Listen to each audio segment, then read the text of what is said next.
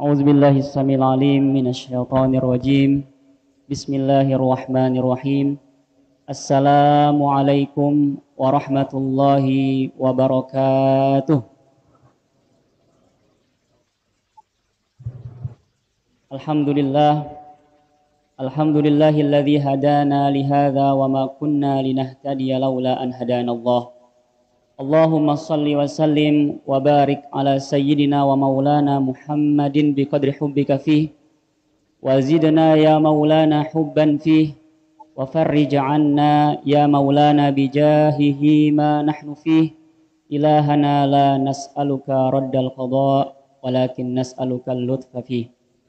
Allahumma aslih ummata Muhammadin sallallahu alaihi wasallam wa farrij an ummati Muhammadin sallallahu alaihi wasallam warham ummata Muhammadin sallallahu alaihi wasallam wansur wahfaz wa ayyid nahbatal watani fil alamin bihaqqi Muhammadin sallallahu alaihi wasallam.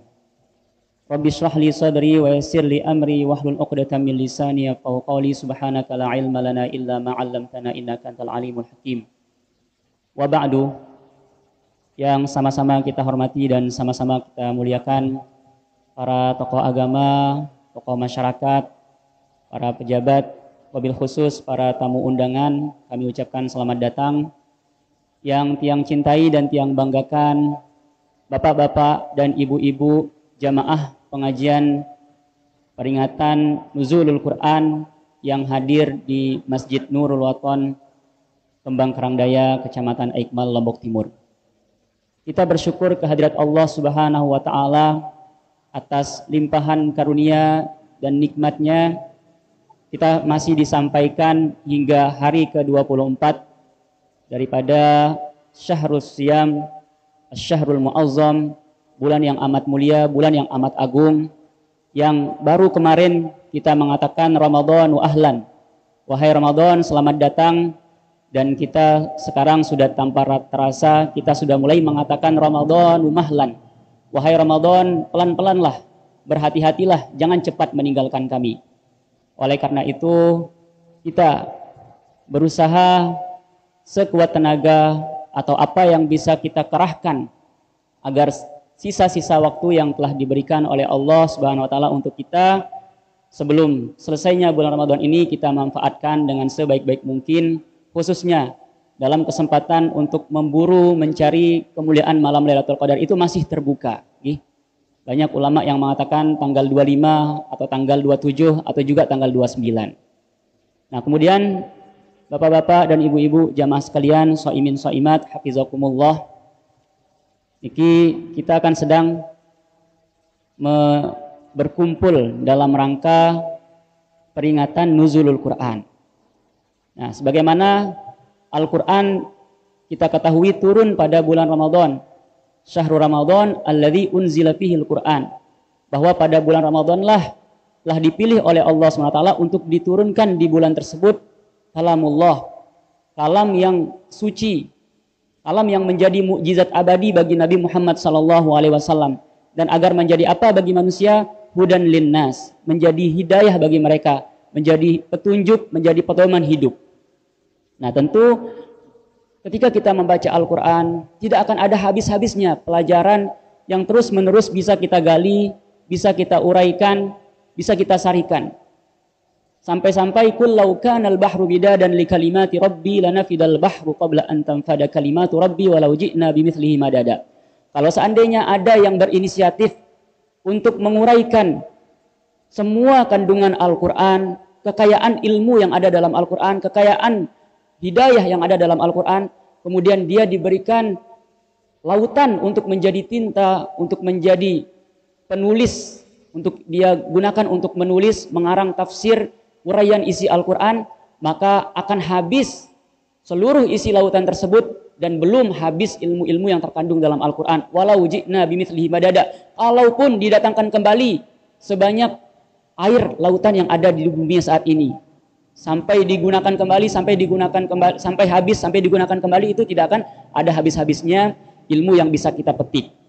Oleh karena itu, pada kesempatan yang berharga niki, kita insya Allah akan memetik setitik saja dari samudera ilmu yang ada dalam Al-Quran. Yaitu kita ingin melihat yang menjadi PR kita saat ini adalah bagaimana yang menjadi perhatian para tokoh intelektual, para ulama, para masyarakat, dan pada masyarakat pada umumnya. Yang menjadi perhatian atau keresahan adalah bagaimana membangun generasi muda. Bagaimana menyikapi problematika krisis akhlak, krisis moral yang terjadi pada anak muda.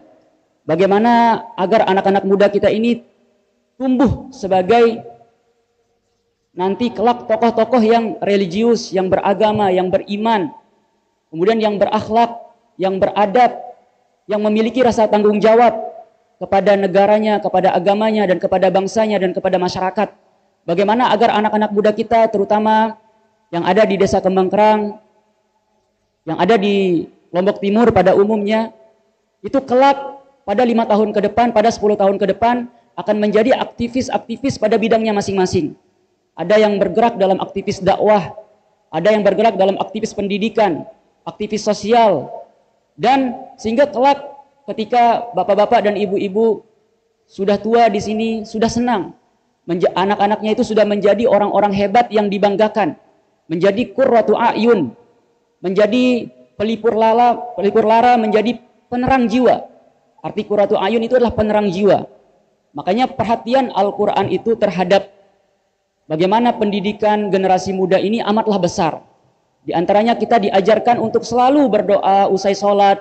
Di saat-saat ijabah kita berdoa dengan Rabbana hablana min azwajina wa dzurriyyatina qurrata a'yun waj'alna lil muttaqina imama.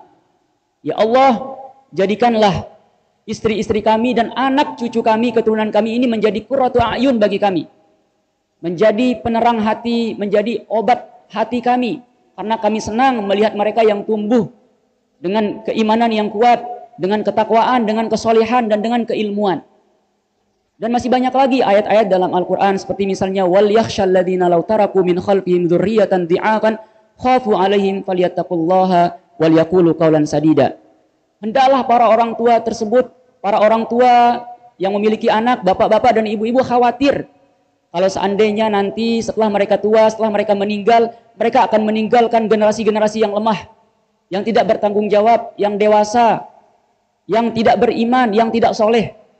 Nah, maka inilah yang menjadi perhatian besar yang semestinya, yang menjadi keresahan yang mesti bagus apabila kita jadikan sebagai prioritas kita dalam tahun-tahun ini, bagaimana agar generasi muda, anak-anak kecil, anak-anak remaja itu kita mulai arahkan. Kita mulai memiliki rencana-rencana ke depan bagaimana agar anak-anak kita itu ke depannya, sebagaimana kita katakan tadi, dalam 5 tahun ke depan, dalam 10 tahun ke depan akan menjadi orang-orang yang hebat. Karena syababul yaum rijalul ghad. Yang sekarang menjadi pemuda inilah kelak mereka lah yang akan menjadi mengisi lini-lini dalam berbagai tempat. Mereka yang akan menjadi presiden, mereka yang akan menjadi gubernur, mereka yang akan menjadi kepala sekolah, mereka yang akan menjadi segala hal, artinya yang akan mengisi posisi-posisi penting. Nah, di sini yang bagus untuk kita kaji adalah bahwa dalam Al-Quran Allah Subhanahu wa taala melalui suatu surat dan bahkan hanya sepertiga dari surat yang tidak begitu panjang itu menceritakan bagaimana metode, bagaimana cara yang bagus, dan kita diberikan teladan bagaimana cara mendidik anak. Dan itu bisa kita lihat pada bagaimana seorang yang bernama Luqman Al-Hakim itu dalam mendidik anaknya. Seorang Luqman Al-Hakim dengan kebijaksanaannya, dengan hikmah yang telah diberikan oleh Allah Subhanahu wa taala melalui pesan-pesan, melalui wejangan-wejangannya kepada anaknya, merupakan role model atau menjadi tokoh panutan yang layak untuk disoroti bagaimana dia mendidik anaknya, dan begitupun patut untuk kita adopsi, patut untuk kita tiru bagaimana juga dalam mendidik anak-anak kita, bagaimana para guru juga mendidik murid-muridnya. Sebelumnya, sebelum kita mulai melihat satu persatu apa wejangan daripada Luqman Al-Hakim dan juga nanti kita uraikan satu persatu poinnya, kita melihat dulu latar belakang siapa Luqman Al-Hakim tersebut. Para ulama sempat mempersisihkan apakah Luqman Al-Hakim ini seorang nabi ataukah tidak. Sampai-sampai namanya itu dibuat menjadi nama sebuah surat. Karena biasanya yang dibuat menjadi namanya sebuah surat itu adalah para nabi. Ada surah Yusuf, ada surah Hud, ada surat Nuh, ada surat Yunus, ada surah Ibrahim. Nah sekarang bagaimana dengan Luqman? Apakah dia itu seorang nabi? Ternyata menurut pendapat yang rajih setelah ditimbang-timbang, Luqman bukanlah seorang nabi. Sebab apa? Nabi itu syarat utamanya adalah harus seorang laki-laki yang merdeka. Sedangkan Luqman, menurut catatan sejarah, Luqman hanyalah seorang abdun habasyi. Hanyalah seorang budak yang berkulit hitam. Konon dia itu berasal dari Sudan, memiliki ras negro. Ya.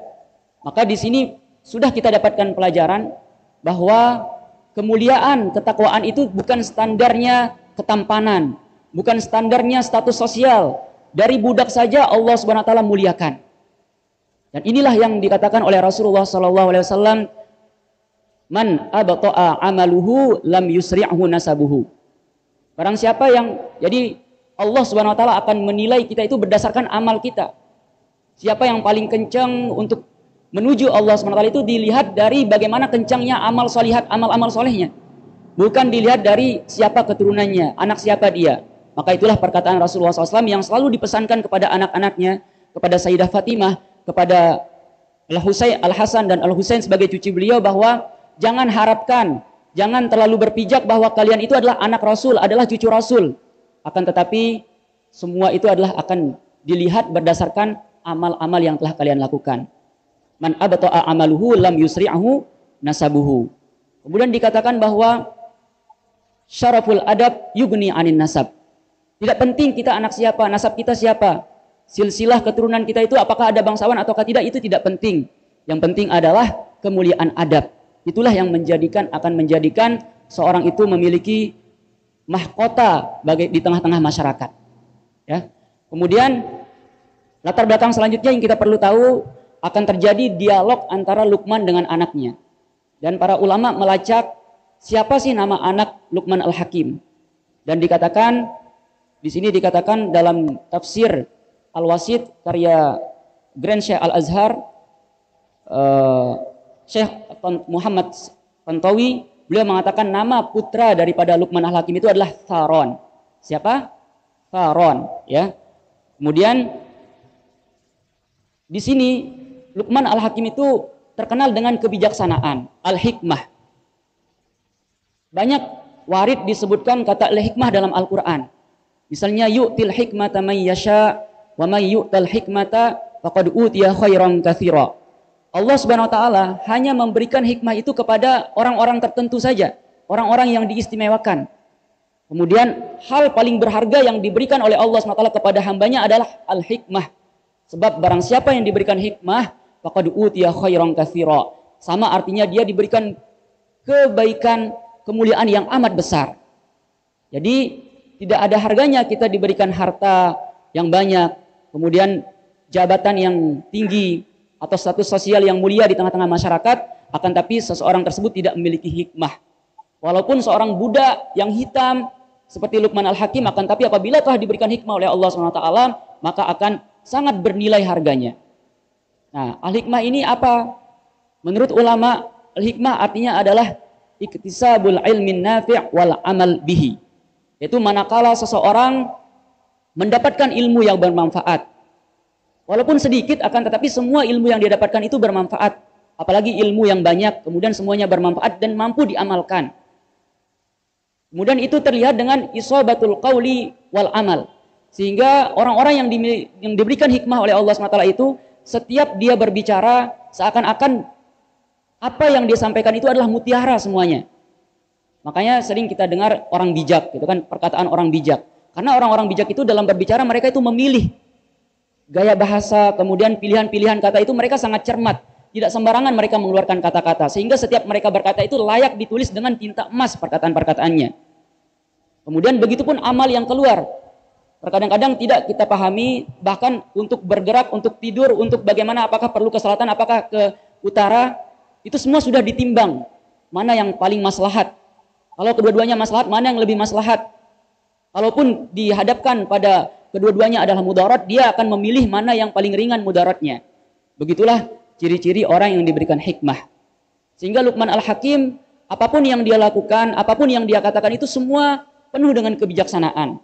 Pernah satu ketika diceritakan bahwa Luqman Al-Hakim ini kan seorang budak.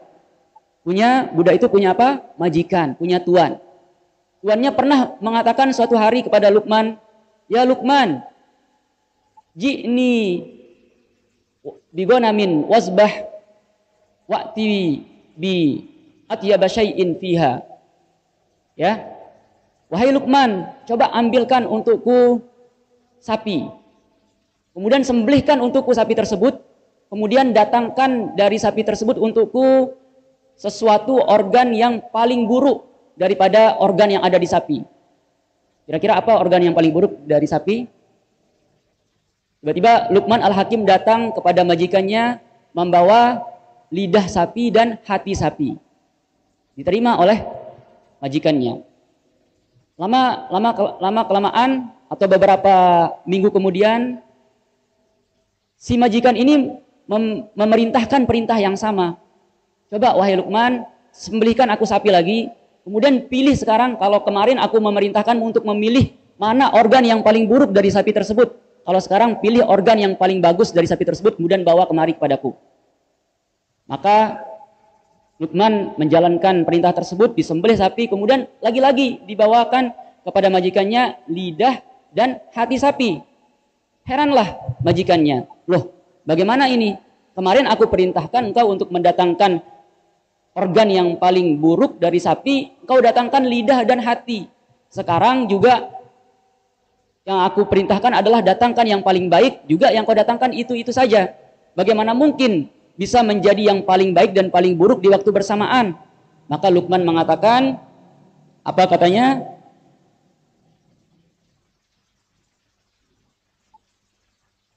Nah, ini innahu laisa min syai'in atyabu minhuma idza taba wa laisa syai'un akhbathu minhuma idza khabatha. Innahu laisa syai'un atyabu minhuma idza taba, artinya tidak ada yang paling baik daripada lidah dan hati apabila kedua-duanya itu baik. Wa laisa syai'un akhbathu minhuma idza khabatha. Begitupun apabila lidah kita dan hati kita buruk, maka itu pula yang menjadi hal paling buruk. Nah, itu merupakan hikmah daripada Luqman Al-Hakim yang keluar secara spontanitas seperti itu. Kemudian Luqman Al-Hakim juga terkenal dengan nasihat-nasihat yang hebat, yang mengandung mutiara kepada anak-anaknya. Selain yang tercatat dalam Al-Quran, Luqman juga mengatakan kepada anak-anaknya dengan mengatakan, Ya bunayya, ittakhidh taqwan laka tijarah yu'tikar ribhu bila bida'ah. Jadikanlah takwa itu sebagai perniagaanmu, bisnismu. Maka Allah SWT akan memberikan kepadamu untung tanpa ada barang. Tentu kita kalau mau buka bisnis kan perlu ada modal, perlu ada barang. Kadang-kadang orang putar otak bagaimana cara mengumpulkan modal. Akan tapi bagaimana caranya kita berbisnis tanpa ada modal, tanpa ada barang adalah dengan bertakwa kepada Allah. Kemudian di antara nasihat Luqman juga, yaitu nasihat yang perlu kita titipkan kepada anak-anak kita, bahwa yang menjadi bisnis terutama itu adalah takwa kepada Allah. Kemudian nasihat selanjutnya yang dituliskan oleh para ulama selain apa yang ada disebutkan dalam Al-Quran, Ya bunayya la takun a'jaza minad dik fa innahu yasutu bis sahri wa anta naimun fihi. Jangan sampai engkau lebih bodoh, lebih lemah daripada ayam jantan. Di mana ayam jantan itu sudah berkokok di waktu sahur, sedangkan kau masih tertidur mendengkur di waktu sahur. Nah, ini perlu kita ajarkan kepada anak-anak kita untuk terbiasa dari sejak kecil menghidupkan malam. Menghidupkan malam dengan sholat tahajud, dengan berdoa, dengan bermunajat. Kemudian nasihat selanjutnya adalah Ya bunayya, alaika bimujalasatil ulama wa sama'i kalamil hukama fa innallaha yuhyil qalbal mayyit binuril hikmah. Wahai anakku, biasakanlah dirimu untuk duduk dengan para ulama, bergaul pada para ulama, sering-sering hadir pengajian para ulama, kemudian sering-seringlah mendengar perkataan orang-orang bijak. Sebab hati yang mati itu, hati yang gelap, Allah Subhanahu wa taala berikan penerangan dengan cahaya hikmah. Nah, dari sejak kecil kita didik anak kita latih anak kita untuk cinta kepada ulama. Kita perkenalkan kepada ulama-ulama hebat di dunia. Ini ulama yang menjadi panutan saat ini. Ini ulama yang lurus, ini ulama yang zuhud, ini ulama yang tegas dalam menyampaikan kebenaran dan melawan kebatilan. Ini ulama yang tidak terpikat dengan harta, tidak terpikat oleh jabatan, tidak terpikat oleh rayuan-rayuan pemerintah. Ini ulama yang lurus. Nah, itu perlu kita ajarkan sebagaimana diajarkan oleh Luqman Al-Hakim kepada anak-anaknya. Kemudian mari kita lihat satu persatu apa pesan Luqman Al-Hakim dalam Al-Quran. Apa kata ayatnya? Walaqad ataina Luqmanal hikmata anishkur lillah wa may yashkur fa innama yashkuru li nafsihi wa man kafara fa innallaha ghaniyyun hamid. Belum mulai hikmahnya. Kata Allah SWT, kami telah memberikan kepada Luqman hikmah agar engkau bersyukur kepada Allah, karena hikmah tersebut adalah nikmat paling besar, maka syukurilah hikmah tersebut. Sebab barang siapa yang bersyukur, maka fa innama yashkuru li nafsihi, kesyukurannya itu akan kembali kepada dirinya, bukan untuk Allah. Artinya ketaatan, kesyukuran, tasbih, zikir, salat kita itu akan kembali ke manfaatnya itu untuk kita sendiri. Allah SWT kalau seandainya semua orang yang ada di dunia ini ala afjari qalbi rajulin wahid, semua misalnya ada orang paling jahat sekarang kita tentukan di dunia ini siapa yang paling jahat di Indonesia misalnya sebagai pembunuh, kemudian tidak beriman, kemudian macam-macam semua maksiat dilakukan. Seandainya semua orang yang ada di dunia ini umat manusia semua seperti dia itu, nggak ada mudaratnya untuk Allah. Dan juga kalau seandainya semua orang yang ada di dunia ini kita cari siapa orang paling bertakwa, yang tidak putus-putus beribadah kepada Allah, yang tidak putus-putus berzikir, kemudian berbuat baik kepada sesama umat manusia, yang tidak pernah berbuat maksiat walau sekejap pun. Kalau seandainya semua umat manusia di dunia ini sama seperti ketakwaannya seperti dia, nggak ada juga manfaatnya untuk Allah. Maka inilah maksudnya waman syakara fa innama yashkuru li nafsihi wa man kafara fa innallaha ghaniyyun hamid. Barang siapa kalau kalian kafir, Allah Maha Kaya, nggak butuh dengan pujian-pujian kalian. Allah sudah banyak yang hamid, artinya sudah banyak yang memujinya. Selain manusia masih banyak makhluk yang lain, di mana hewan, kemudian tumbuhan, yusabbihuna bihamdi rabbih walakin la tafqahuna tasbihahum, semuanya bertasbih untuk Allah, hanya saja kita tidak mendengar apa bunyi tasbih mereka. Belum lagi malaikat yang jauh lebih banyak jumlahnya daripada manusia. Kemudian wa idz qala Luqmanu li ibnihi ya bunayya la tusyrik billah innasyirka la zulmun azim. Inilah nasihat pertama Luqman bagi anak-anaknya. Ini adalah nasihat yang mengandung agar anaknya itu ikhlas beribadah kepada Allah. Ikhlas dalam perkataan, ikhlas dalam perbuatan, ikhlas dalam hati. Wahai anakku, janganlah engkau sekutukan Allah. Walaupun kita pada dasarnya, alhamdulillah kita semua terlahir muslim, tidak ada yang menyembah berhala di sini, alhamdulillah. Tidak ada yang beragama selain agama Islam. Tidak ada yang menyekutukan Allah secara zahir. Akan tetapi bagaimana agar kita bertauhid kepada Allah SWT lebih tinggi tingkatannya, artinya bahwa kita tidak mensekutukan Allah SWT dalam niat, dalam perbuatan kita, dalam amalan kita. Ketika kita beribadah, maka itu semua kita ikhlaskan karena Allah, tanpa ada kita syirikkan Allah Subhanahu wa taala dengan tujuan-tujuan yang lain. Karena dikatakan bahwa riya'u syirkun khafi, bahwa riya atau memamerkan amal-amalan tersebut adalah syirik yang samar-samar. Walaupun ada juga yang mengatakan man tarakal amala min ajlin nasi fadzalika riya. Waman amila min ajlin nas fadzalika syirkun. Wal ikhlasu an yu'afiyakallahu minhuma. Artinya sekarang banyak orang-orang yang mengatakan karena banyak ustadz, tuan guru yang melarang kita untuk berbuat riya, pamer. Ya sudah, kalau saya riya nanti lebih baik saya tidak beramal sudah. Gak usah sudah saya pergi ke masjid, gak perlu saya pergi bersedekah. Nanti apabila disebut-sebut sama bendahara masjid di sholat Jumat, nanti saya riya, pamer-pamer. Nah, itulah yang dimaksudkan oleh para ulama bahwa justru ketika kita meninggalkan amal yang diperintahkan kita oleh Allah karena takut disebut riya oleh orang, itu yang dinamakan riya. Dan ketika kita melakukan sesuatu min ajlin nas, karena berharap pujian orang, berharap imbalan dari orang itu disebut dengan syirik, walaupun syirik khafi, ya, bukan syirik yang langsung bisa dikafirkan masuk neraka, ya. Dan kapan kita ikhlas kalau begitu? Ini tidak, ini riya, yang ini syirik. Lalu kapan kita bisa ikhlas? An yu'afiyakallahu minhuma. Kapan kita bisa beramal tanpa memikirkan kata orang. Artinya al-ikhlasu an yastawiyalaka adz-dzammu wal madhu. Arti salah satu konsep sederhana daripada ikhlas adalah sama di mata kita antara pujian dengan celaan. Kapan kita dicela, ya sudah tetap kita beramal lurus-lurus. Apa gunanya celaan-celaan orang itu? Kita dipuji juga, nggak ada harganya. Yang saya cari bukan pujian orang, pahala dari Allah, ridho dari Allah yang saya cari. Nah, itulah yang nasihat pertama, kita didik anak kita itu bagaimana agar ikhlas dalam segala amal, segala perkataan, dan juga hatinya itu selalu jernih oleh keikhlasan. Yang semua gerak-geriknya itu agar semuanya diniatkan untuk mencari keridhaan Allah. Kemudian nasihat kedua, wa wassaynal insana biwalidayhi hamalathu ummuhu wahnan ala wahnin wa fisaluhu fi amaini aniskurli waliwalidayka ilayyal masir. Nasihat kedua adalah kita didik anak kita itu agar berbakti kepada kedua orang tuanya.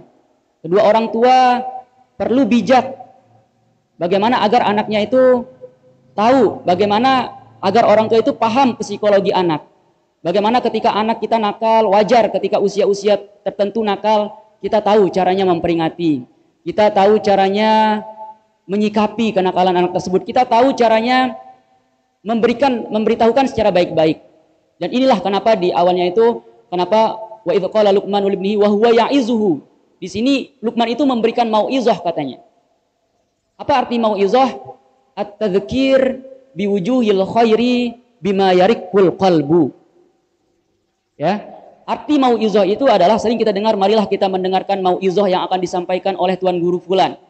Arti mau'izah itu adalah mengajak, mengingatkan kepada jalan-jalan kebaikan dengan gaya bahasa yang bisa membuat hati itu lembut mendengarnya. Justru apabila kita sampaikan dengan kekerasan, kemudian hati justru menjadi keras, itu bukan disebutkan dengan mau'izah. Nah, justru mau'izah ini adalah sebuah seni. Sebuah seni yang perlu dengan bertahap, perlahan-perlahan, akan tapi nanti pengaruhnya itu akan lebih kekal, lebih menetap. Daripada kekerasan, mungkin kalau kita gunakan kekerasan, kemudian esok harinya murid kita atau anak kita itu takut melakukan sesuatu apabila ada kita. Akan tapi esok-esoknya lagi kalau kita sudah pergi, tidak ada di mata dia, maka dia akan melakukan lagi apa yang kita larang. Karena yang dia takut adalah kekerasan kita, bukan Allah yang dia takuti. Sebab dengan mau'izah ini kita ingatkan pendekatan-pendekatannya itu bagaimana bahwa engkau jangan melakukan ini nak, agar engkau tidak dimurkai oleh Allah. Allah melihat segala perbuatanmu. Jadi tauhid itu benar-benar kita tanamkan dari sejak dini kepada anak-anak kita. Apabila kita ingin anak-anak kita ke depan menjadi generasi yang unggul. Kemudian bagaimana agar anak kita ini menjadi birrul walidain, berbakti kepada kedua orang tua. Apalagi yang punya anak yang perempuan, susah nih. Karena perempuan di sini dikatakan diciptakan dari ad-dila' al-mu'waj, diciptakan dari tulang rusuk yang bengkok. Sehingga kita serba salah, tulang rusuk ini kan terlalu lunak dia. Kalau kita biarkan bengkok, tidak kita peringati, dia akan tetap bengkok. Akan tapi ketika kita mau luruskan, patah dia. Justru akan semakin menggila nanti ketika kita marahi anak-anak perempuan kita. Semakin tidak mau mendengar. Maka dengan apa? Istausu bin nisa'i khairan. Pelan-pelan caranya. Secara kapan-kapan ada kesempatan disampaikan secara pelan-pelan.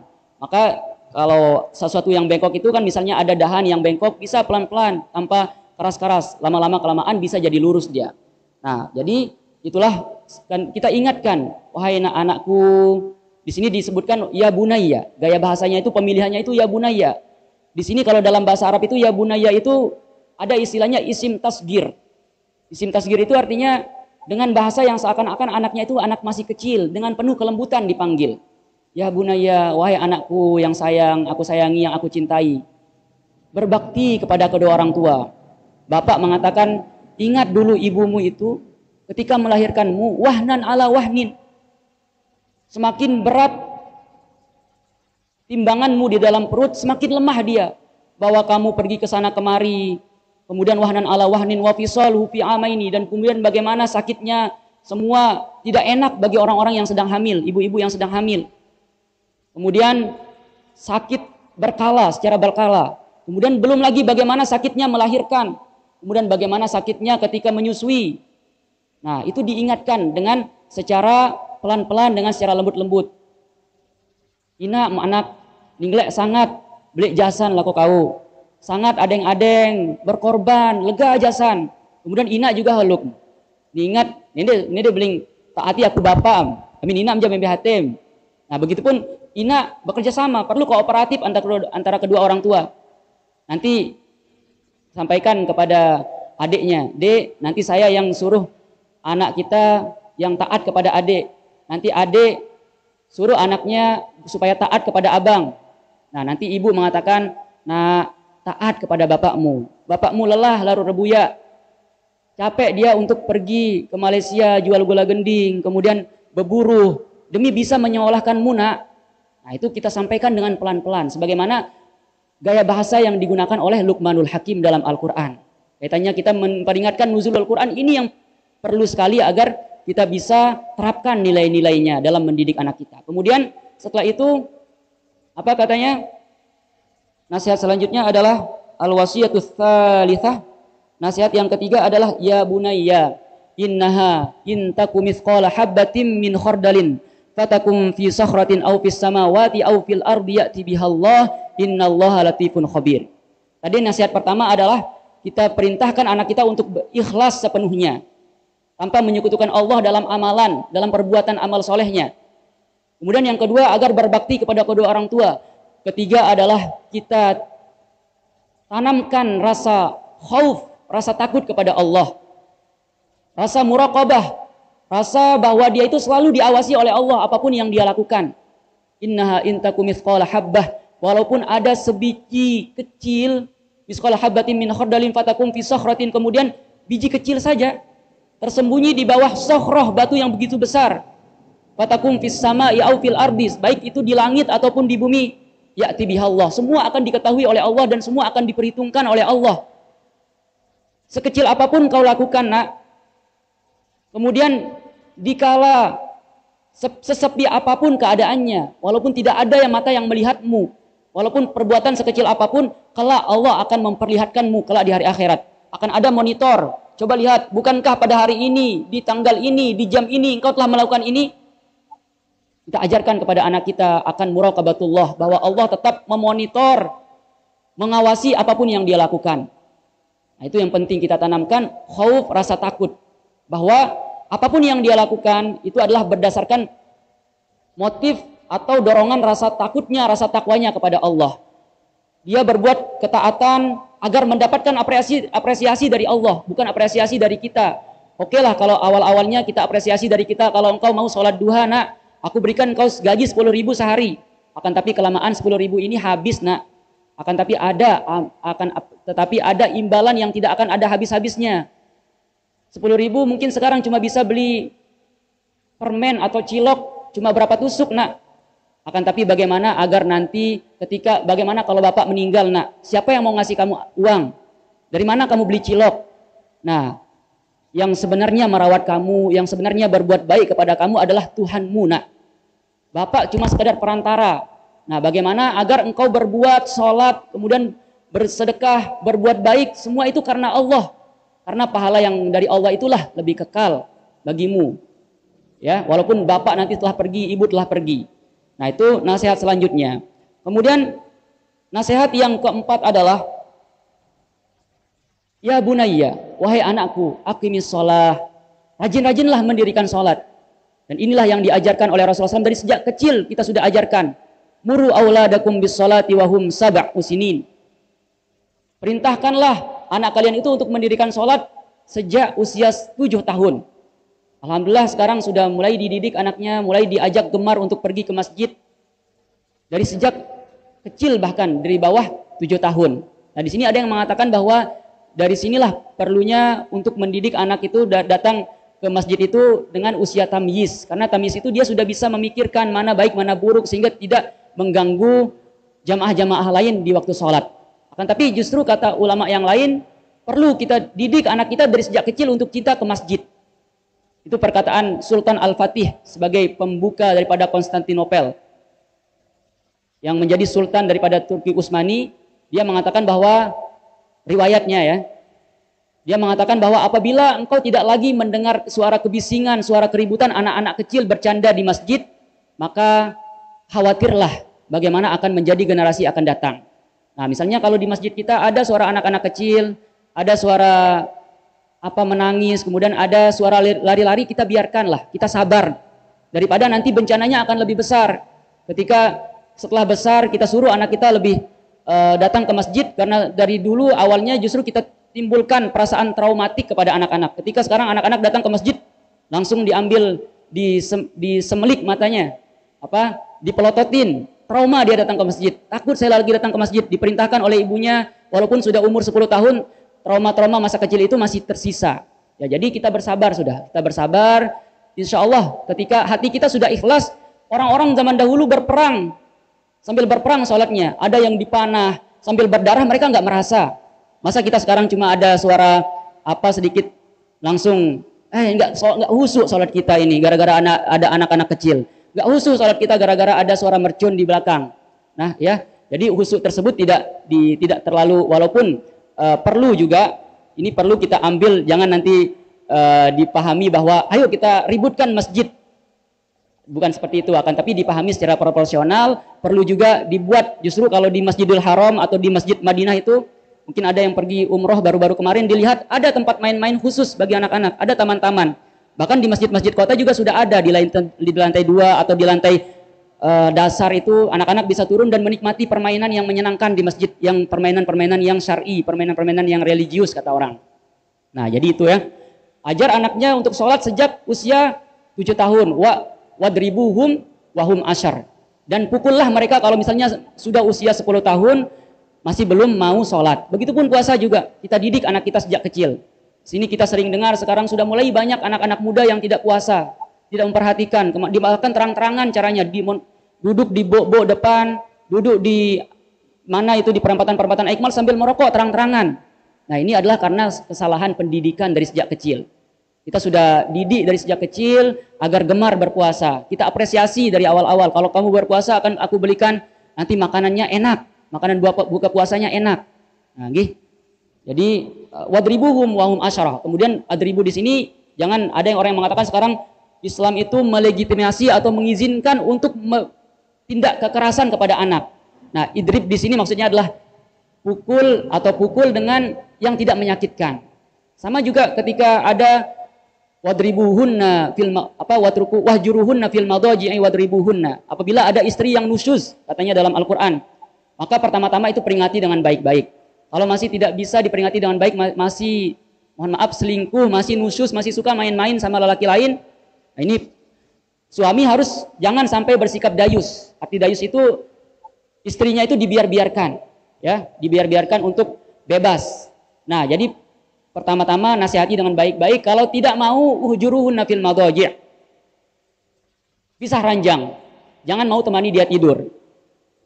Kalau nanti lama-kelamaan akan sadar dia, apa salah saya, akan introspeksi diri dia. Oh, ini gara-gara saya terlalu nakal, tidak mengontrol diri, tidak mengendalikan diri. Maka dia sadar.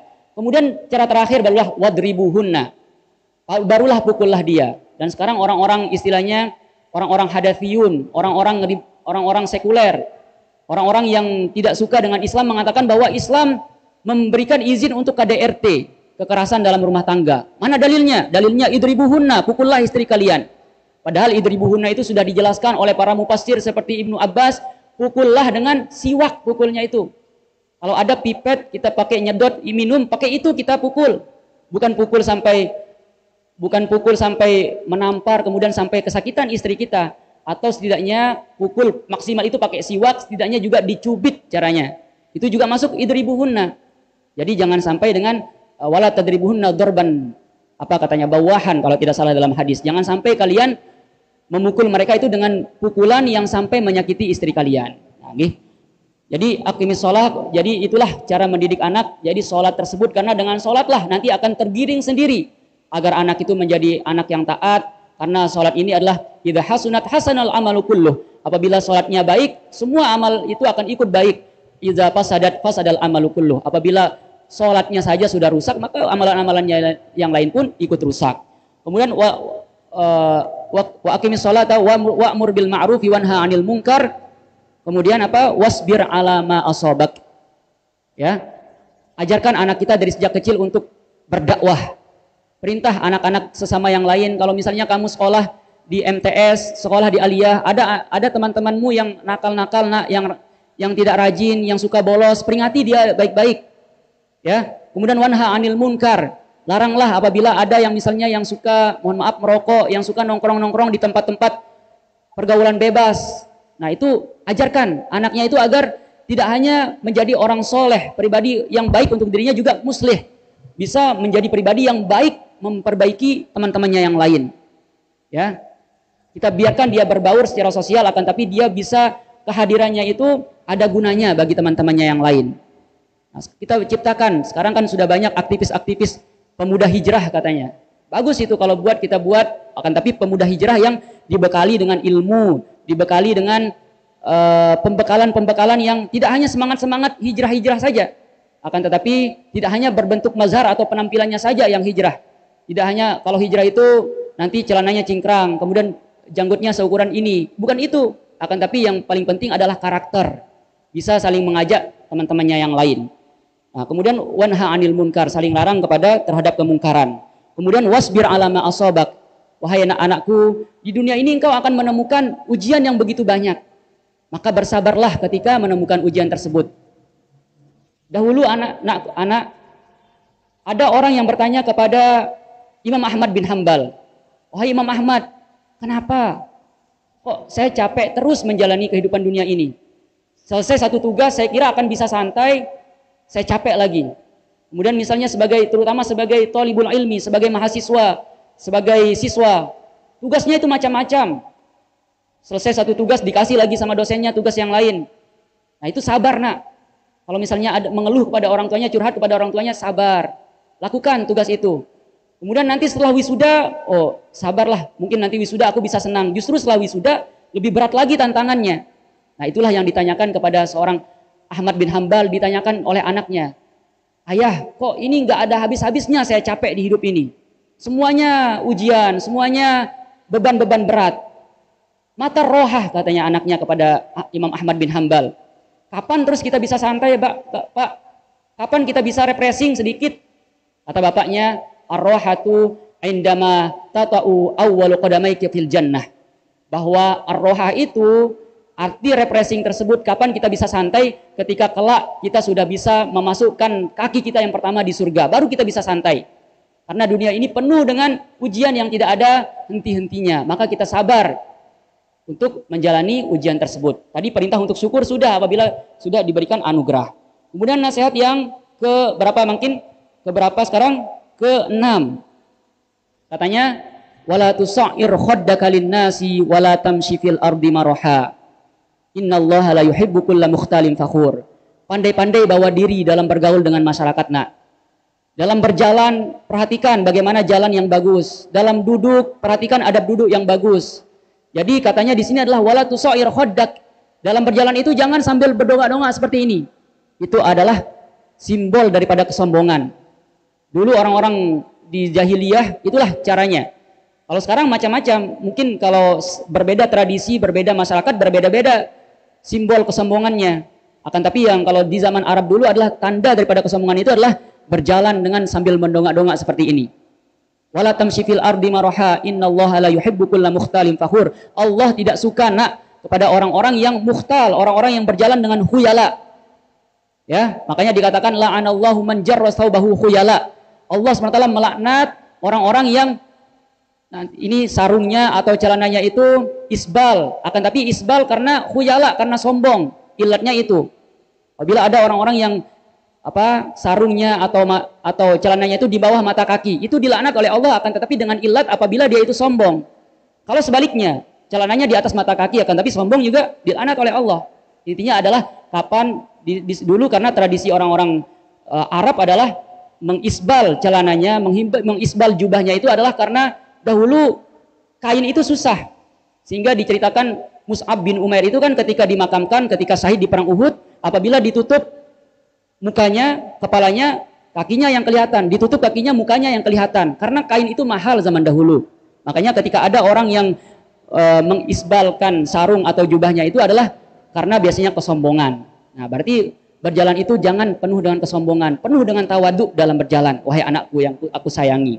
Nah, kemudian yang terakhir sebelum kita tutup yaitu begitupun mukhtalim fakhur. Mukhtal itu yang berjalan dengan khuyala, kemudian fakhur itu adalah yang suka membangga-banggakan.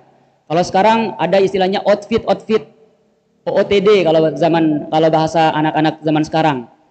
Perlu pakai jalan dengan sepatu merek Adidas yang original. Dilihat teman-temannya yang Adidas KW, KW1 ini, KW2 ini. Kemudian pakai jam tangan yang smartwatch istilahnya, jam tangan yang pintar yang bisa pakai nelpon. Nah, itu ajarkan anak kita untuk sederhana hidupnya.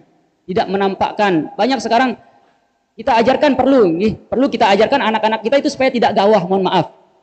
Kita mungkin karena hidup di Lombok, biasanya kalau pergi ke Jakarta itu kadang-kadang gawah, kadang-kadang kita lihat-lihat, dituyu semuanya, difoto semuanya. Kok seperti itu semua dibengak kalau orang-orang tiang termasuk di awal-awal dulu pergi ke Jakarta, pergi ke Mesir, apa-apa kita lihat itu sehingga orang-orang melihat kita itu udik. Akan tetapi kita ajarkan anak kita itu bisa dengan fasilitas-fasilitas terbaru, tahu caranya naik lift, tahu caranya, mohon maaf, buang kodok hajat di WC yang apa sekarang yang bisa duduk itu kan. Banyak orang-orang yang udik kalau masuk ke WC itu nggak ditekan, itunya pushnya itu nggak ditekan. Kita ajarkan kalau tidur di hotel bagaimana caranya, kemudian kalau makan dengan tamu-tamu besar itu bagaimana caranya.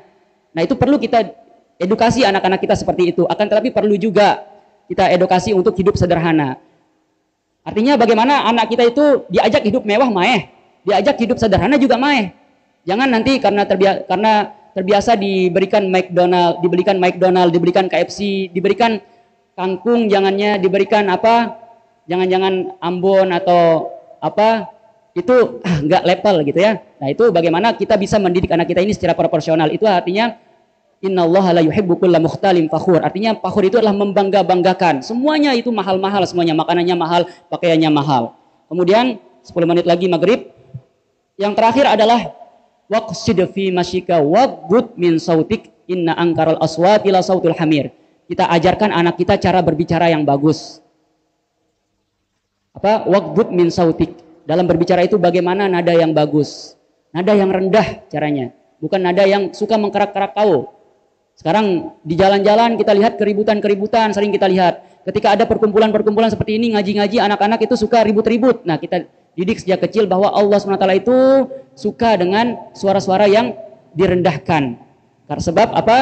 Innalladzina yagudduna aswatahum 'indan nabi ulaikal ladzina imtahanallahu qulubahum bil iman. Ini diajarkan bagaimana orang muslim itu agar ketika berbicara dengan nabi dengan suara yang lirih, suara yang pelan, tiang lunasang, tiang matur. Kemudian dengan suara-suara yang seperti itu kita ajarkan anak kita bisa berbicara sopan santun seperti itu. Kemudian begitupun berbicara sesuai dengan kondisinya. Kapan seharusnya intonasinya tinggi, kapan intonasinya rendah, itulah yang perlu kita ajarkan. Bagaimana cara berkomunikasi. Komunikasi yang bagus, yang jujur isinya, substansinya, dan juga cara penyampaiannya itu baik. Kemudian bagaimana dalam berkomunikasi itu kita mulai dengan senyum, kita mulai dengan salam. Itulah yang membuat kita itu bernilai di mata masyarakat. Akan berharga dimanapun engkau pergi, nak. Engkau akan berharga kalau engkau sudah menguasai cara penempatan diri, beradab, berakhlak, tawadu, kemudian tahu caranya berkomunikasi. Orang-orang akan suka kepadamu. Walaupun ayah bapakmu ini hanya orang biasa, tapi ketika engkau bisa menghayati sifat-sifat yang aku nasihati ini, sebagaimana dinasihati oleh Luqman kepada anaknya, maka insya Allah engkau akan menjadi pribadi yang berharga. Engkau akan menjadi pribadi yang kelak akan berguna bagi agamamu, nusa, dan bangsa. Dan kau akan menjadi orang-orang yang diikuti, imaman lil muttaqin, sebagaimana kita katakan dalam doa qurrata ayun, kemudian waj'alna lil muttaqina imama, dan diikuti, bisa didengar kata-katanya. Siapa yang tidak senang anaknya menjadi pemimpin, menjadi ketua, menjadi anaknya itu maksudnya tidak mesti pemimpin dalam ranah besar, akan tapi mau didengar perkataannya. Kalau sekarang kita krisis orang-orang yang mau didengar perkataannya. Di masyarakat itu ada orang yang salah, tapi siapapun yang berkata, siapapun yang bilang, siapapun yang memperingati, siapa kamu, siapa Anda. Nah, kita pingin mendidik sebuah generasi yang kelak apabila dia berkata, itu perkataannya al-qawlu al-faslu al-muhkam. Perkataannya itu bisa menyelesaikan perselisihan. Ketika ada rapat konflik nggak selesai-selesai, polemik, kemudian ada perbedaan-perbedaan pendapat, misalnya ada namanya kemarin-kemarin itu kan Syekh Maimun Zubair namanya di Indonesia. Setiap ada perpecahan-perpecahan itu negara datang kepada beliau, bagaimana penyelesaiannya? Kalau beliau sudah bilang selesai masalah. Begitupun Hasyim Asy'ari dulu, ketika beliau masih hidup, Syekh Hasyim Al-Asy'ari, ketika beliau masih hidup, ketika ada perselisihan-perselisihan, kapan kita lakukan ini, berbeda pendapat, ketika sudah ulama yang mengatakan seperti itu, didengar perkataannya. Maka kita butuh kepada generasi-generasi yang mau didengar perkataannya. Tentu apabila dia itu menyampaikan dengan penuh hikmah, sesuai dengan kepakarannya. Kita perlu, dalam Kembang Karang ini ada yang pakar dalam fikih, nanti kita dengarkan perkataannya dalam fikih. Pakar dalam pendidikan, kita dengarkan perkataannya dalam pendidikan. Pakar dalam peternakan, kita dengarkan. Terjadi apa di pertanian, terjadi hama, kita ada rujukan kita, ada tim konsultan kita, ada konsultan kita datang bagaimana ini hama di masyarakat, banyak di pertanian gagal-gagal panen, kita bisa karena dia itu sudah doktor, sudah profesor dalam bidang pertanian. Ketika ada masalah hukum, sengketa tanah, sengketa ini banyak sekarang terjadi di masyarakat, akan tapi tidak ada yang mau didengar. Nah, bagaimana agar mau didengar? Tentu perlu ada pakar-pakar hukum yang bisa menyelesaikan sengketa-sengketa semacam itu. Nah, berarti inilah yang perlu kita tunjuk Al-Quran, yang perlu kita bumikan, perlu kita ejawentahkan nilai-nilai pesan-pesannya bagaimana agar generasi mendatang itu menjadi generasi emas, menjadi generasi unggul, terutama kata yang disampaikan oleh pemerintah adalah sekarang disebut dengan demografi. Sekarang itu jumlah anak-anak yang usia 15 sampai usia produktif sampai 30 itu lebih banyak. Atau maksudnya di 2040 itu nanti kelak orang-orang yang berusia produktif itu lebih banyak. Maka harus dipersiapkan dan tidak disia-siakan. Mungkin yang cukupkan sampai di sini. Yang sampaikan terima kasih yang sebesar-besarnya atas perhatian, kemudian atas kepercayaan untuk bisa berbicara di hadapan para alim ulama kita, para tokoh agama, dan tentu ini adalah bentuk pengkaderan yang bagus. Insya Allah nanti kalau setiap ada anak-anak muda tanpa melihat siapa dia, kalau ada ilmunya kita dengarkan dari ceramah-ceramah tarawih, kemudian kita berikan panggung-panggung yang pas untuk bisa kita kaderisasi. Kemudian yang ucapkan permintaan maaf, permohonan maaf apabila terdapat kesalahan dan kekeliruan, dan atas kelebihannya waktu yang tutup. Wassallallahu alaihi wasallam Muhammadin wa ala alihi washabihi ajma'in. Nafa'ana Allahu wa sami'na wa ma qara'na. Wallahu waliyut taufiq. Wassalamualaikum warahmatullahi wabarakatuh.